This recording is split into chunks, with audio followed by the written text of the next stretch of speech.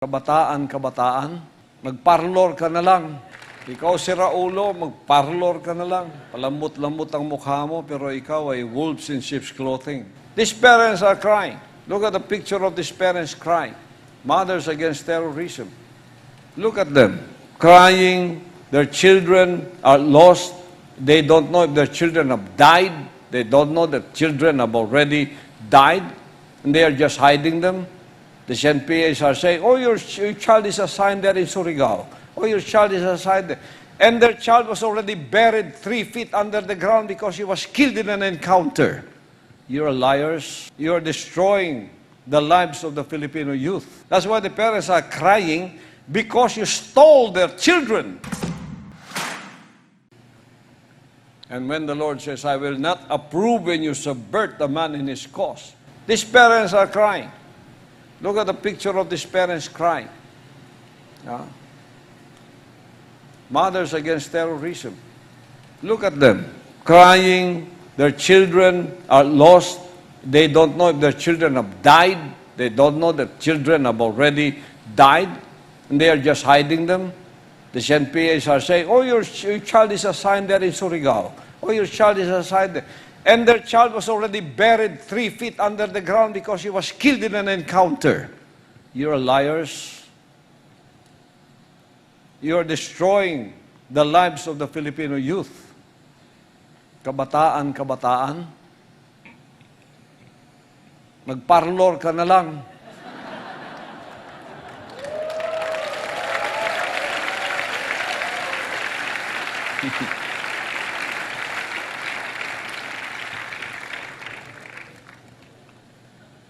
That's why we will be forming a KKK.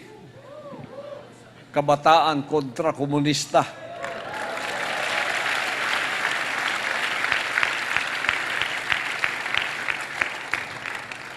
Ikaw si Raulo, magparlor ka na lang.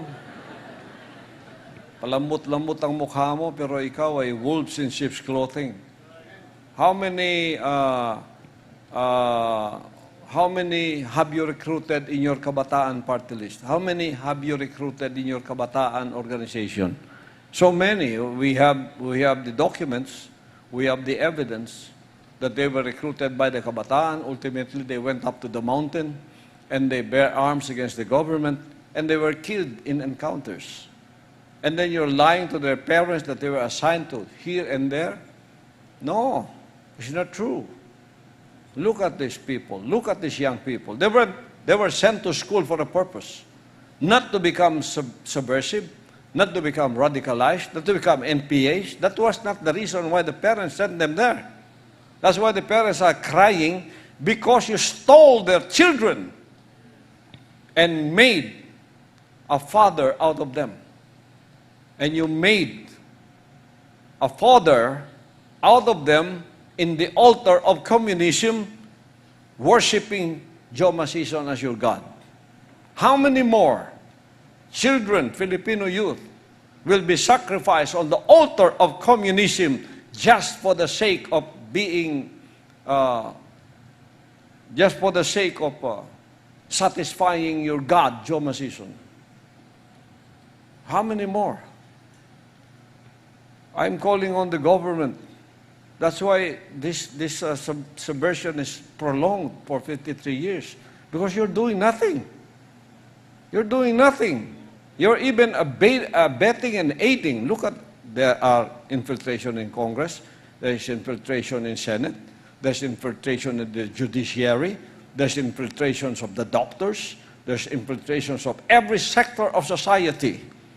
These snakes are already there. When will this stop? You know, itong ginagawa namin dito, sa Laban Kasamang Bayan, sa SMNI, itong dapat ginagawa ng gobyerno eh. Kayong mga nasa gobyerno, dapat nagsasalita kayo. Gobyerno ninyo, kayong nasa gobyerno, ang gusto ibagsak ng mga komunistang ito. Hindi niyo kami pinagtatanggol. Kami na nagtatanggol sa inyo ngayon eh. Bumaligtad. And I would like to clarify this. I am not protecting the corrupt in government. I'm only protecting the honest public servants that are in government. You corrupt people in government, you are no different than the NPAs. You are worse than them. The corruptors in government, you are in position to steal money of the people. You are worse than drug lords. The drug lords, we know they are drug lords. And they will die as drug lords. And they are not camouflaging themselves. But these people in government are crocodiles who are there to corrupt just to get money. They're pretending to be public servants, but in fact, they are using their position to amass wealth, which is the money of the people. And when they are caught, ikaw pa yung masama. When they are caught, they will defend themselves that they are not liars, that they are not magnanakaw sa kaban ng bayan. The drug lords are better than you. They are brave, and they will not camouflage. We are drug lords. We are here to make money.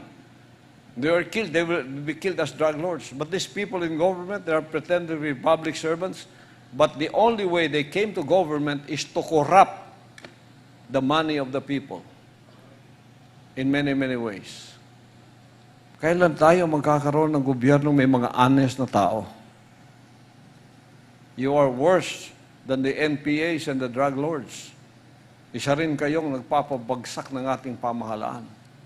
But I thank the Father, there is still a majority of people who are honest in government, honest to goodness.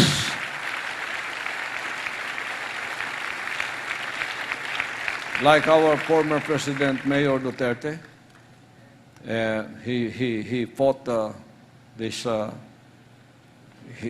Many times he said, I did not know that I'll be fighting my own government because of corruption.